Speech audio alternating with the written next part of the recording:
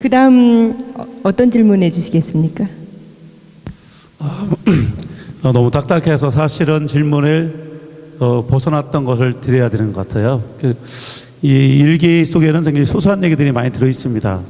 또 현대사도 들어있고 여러 가지 들어있는데, 사실은 재밌는 질문은 일기 속에 그 선이라는 저 아가씨가 나오는데 사모님이 오셨기 때문에 그 질문 좀 빼고, 저도 좀 딱딱한 질문으로 시작하겠습니다. 그냥 질문해 주시죠. 네, 그래서 저 딱딱한 걸로 좀 할게요. 표지에 보면은 이렇게 정자나무 사이에 작은 불꽃이 이렇게 나와 있습니다. 그래서 제목도 아마 이렇게 한 의미가 남달리 있을 것 같습니다. 그래서 제가 볼 때는 이 불꽃이 어머님께서 어떤 기다리시는 뭐 이런 의미도 있지 않을까 생각하는데, 저자님께서 생각하시는 이 제목에 관련된 사진의 의미가 과연 어떤지 한번 말씀해 주십시오. 제가 함께 계획을 나가고 있는 그 그룹이 있어요. 그 영국 팀이라고 제가 거기에다가도 제가 설문을 던졌습니다. 이러이러한 제목을 좀 한번 얘기해봐라. 근데 거기서도 좋은 제목이 나왔는데, 제가 이제 정자나무에 핀 작은 불꽃이라고 이제 하는 것은, 제가 중학교를 다닐 적에 집에서 학교까지 그 기성면 지금 원정리라고 하고, 지금은 서구입니다. 거기도 대전시 서구지만 거기서 대전까지는 40리 길이 넘습니다. 넘는데 거기에서 아침에 새벽밥을 먹고 이제 기차를 타러 가려면 흑성리라고 하는 그 10리 길을 약 5km 되는 길을 가야 기차를 탑니다. 이제 그런데 돌아올 적에는 이제 여름에는 괜찮은데, 저녁에는 이제 겨울에는 대전에서 기차가 떠나는 시간이 대개가 5시입니다. 저녁 5시. 그러면 흑성리역까지 약 45분 정도 걸립니다. 그럼 흑성리역에서 내려가지고 걸어서 우리 집까지 오는 데는 약 50분 걸립니다. 근데 이렇게 되면 집에 도착하는 시간은 대개가 겨울이면 한 7시 정도 넘어서 도착하게 됩니다. 그러면 집에서 이제 10리길을 걸어서, 그때는 길도 없어요.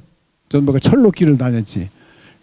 걸어서 이렇게 집에 동네에 들었으면 멀리 이 정자나무가 뵙니다. 그 정자나무는 저들이 어릴 때 그 아래서 뛰어놀고 또 그 나무에 기어 올라가고, 역시 어머니 같은 그러한 나무였는데, 거기로 정자나무 빛이 이렇게 모습이 검은 속에서 비치면 그야말로 그 안도감과 그 마음이 그 평안해지고, 어머니를 만난 듯, 또 그 정자나무가 손을 벌리고 어서 오라고 얼마나 고단했냐 하고 다 이러는 것 같은 그런 마음을 먹었습니다.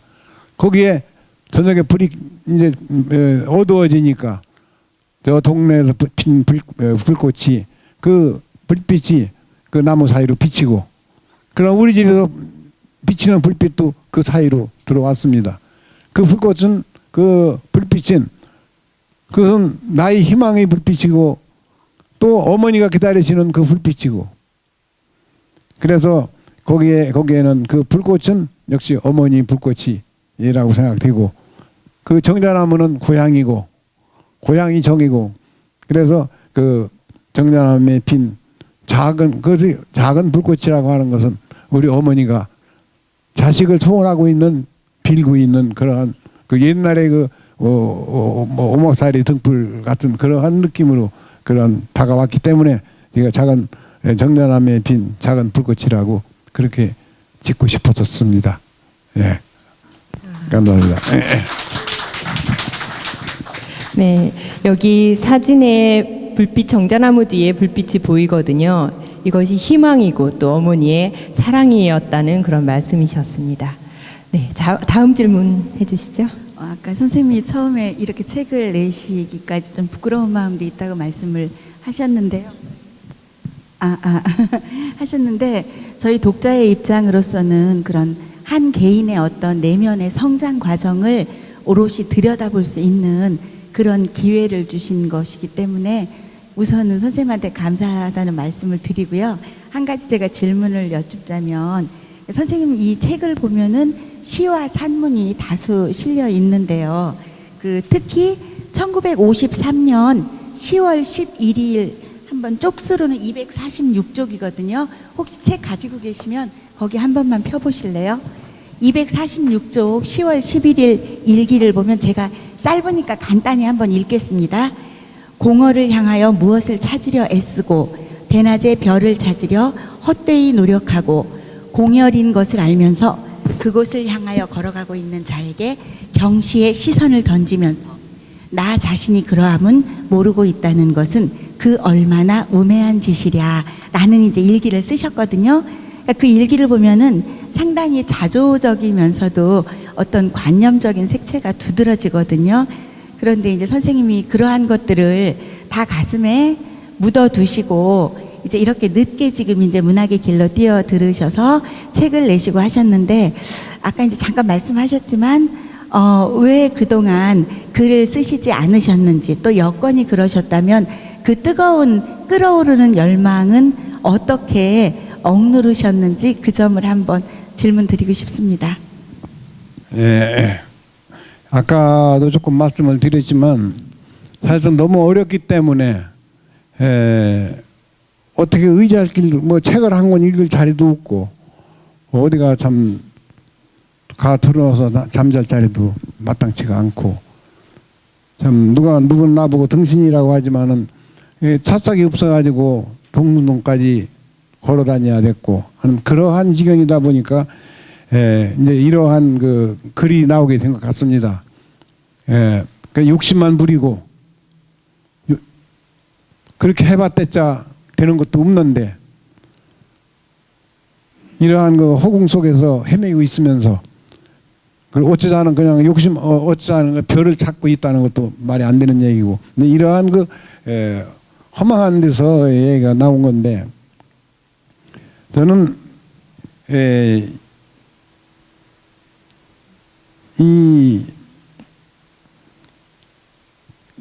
그러니까 이러한 내용을 가지고 어떻게 시를 쓸 거냐 하는 것은 마음속에 있었지만은 이걸 할 수가 없었기 때문에 그 학창 시절에는 그 쓰지를 못하고 나중에 제가 교감으로 승진한 뒤에 비로소 제가 광천여중 교감으로 갔는데, 그때 좀 시간이 나기 때문에 그때 정만영 선생님이라고 계시죠?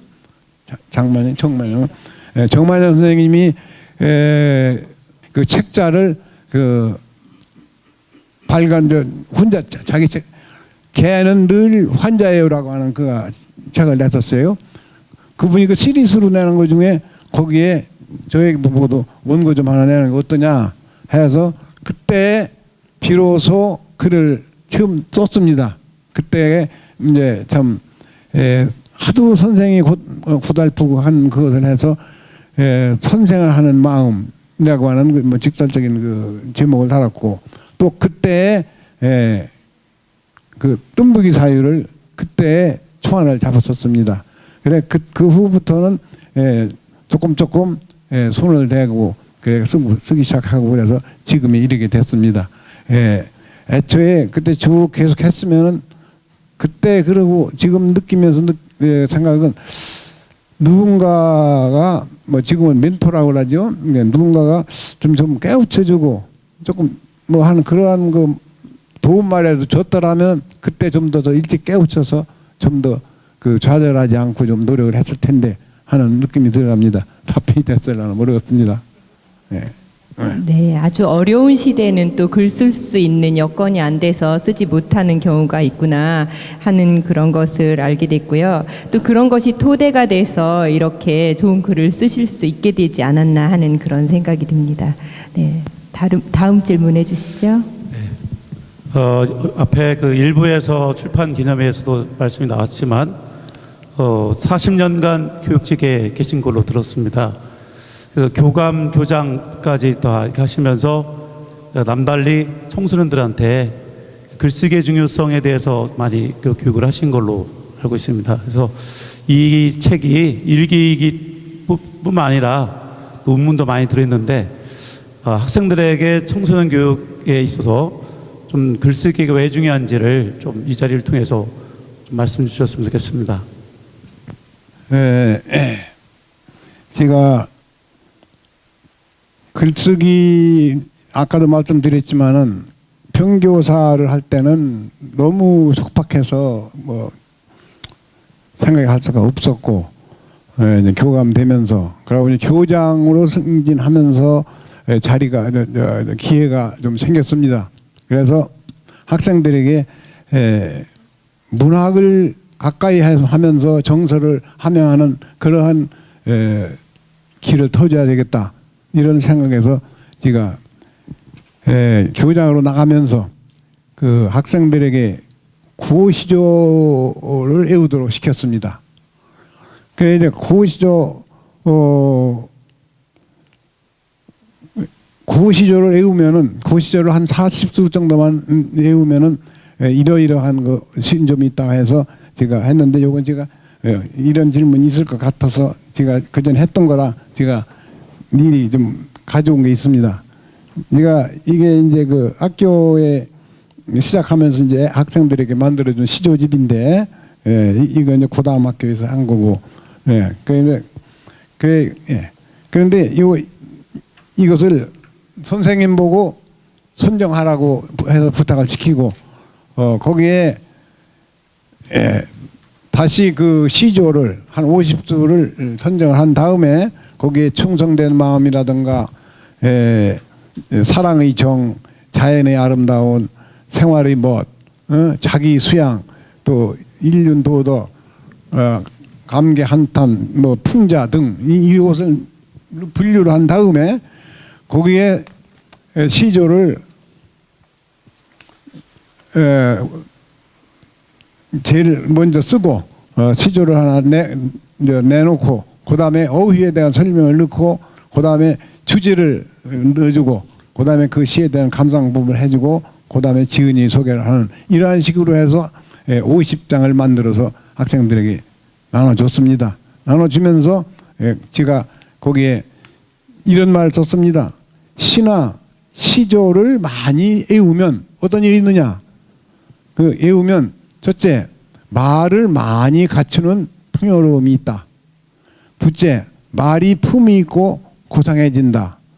셋째 감정이 풍부해진다. 넷째 인성이 부드러워진다. 다섯째 대화가 원만해진다. 여섯째 남을 감동시키는 힘이 생긴다. 일곱째 남의 말을 깊이 이해할 수 있다. 여덟째 세상을 보는 눈을 배운다. 아홉째 나도 시나 시조를 쓸 수 있다. 이렇게 해서 학생들을 유혹을 했습니다. 이렇게 해서 계속 해주고 시 이 전체를 외우는 거 또 외워 쓰기 대회 그 다음에 시조 지키 대회 이런 것을 했습니다. 했더니 거기서 그 어떤 학생 그 중학생인데 중학생이 한 쓴 시를 제가 하나 소개를 해드리겠습니다. 시간이 1학년 학생인데 이런 정도의 시를 썼어요. 우리 어머니라고 썼는데 이마엔 깊게 패인 주름이 늘어나고 비단결 같던 손이 나무 껍질 같아지고 새카만 머리카락에 하얀 눈이 내리네. 맛있는 빵 한 조각 삶은 계란 한 개라도 아버지 먼저 하고 내 입에 들어간 뒤 남은 건 겨우 드시는 자랑스러운 어머니.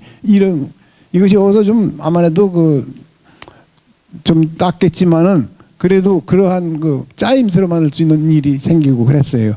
그래서 이걸 하면 되겠구나 하는 것을 했고 또 하나 한 가지는 2대 1제다 해가지고 학생들에게 한자를 일러줘야겠다 하는 마음에서 지가 이런 잡지라든가 아니면 어떤 KTX에서 있는 기차 안에 있는 책 있죠. 이제 그런 거라든가 아니면 무수히 나오는 잡지에서 제가 거기서 쓸만하다 느끼는 글귀를 한 300자 정도 내로 제가 골라서 제가 꾸몄습니다. 꾸며가지고 거기에 있는 글자를 한자는 전부 한자들만 하는 한자로 고쳤어요. 전부가. 그리고 거기에다가 풀을 달아서 한 장씩을 큼직하게 만들어 가지고 그것을 학생들에게 매일 한 장씩 3학년 빼고 1, 2학년 되는 매일 한 장씩을 그 주번이 와서 가져갈 수 있도록 이렇게 제가 해서 그걸 해줬습니다. 오늘 안 가지고 왔네, 잊어버리고.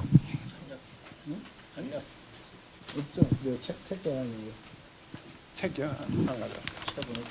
내가 잊어버리고 안 가져왔어요. 그렇게 해서 하니까 학생들이 상당히 도움이 되는데 문제는 종이를 마구 내밀어 가지고 학교 천지가 전부 하얗게 그냥 뭐 종이 투성이가 되는 그런 또 어려움이 또 있었습니다. 그렇게 하고 그 다음에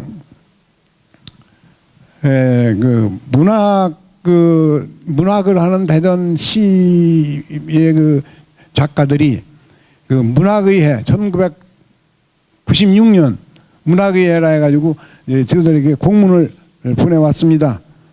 공문을 보내서 문학을 강연을 통해서 학생들에게 모든 그 정서 함양이라든가 문학에 대한 홍보를 하겠다고 하는 의미에서 공문을 보내오셔가지고 제가 거기에 바로 응했습니다.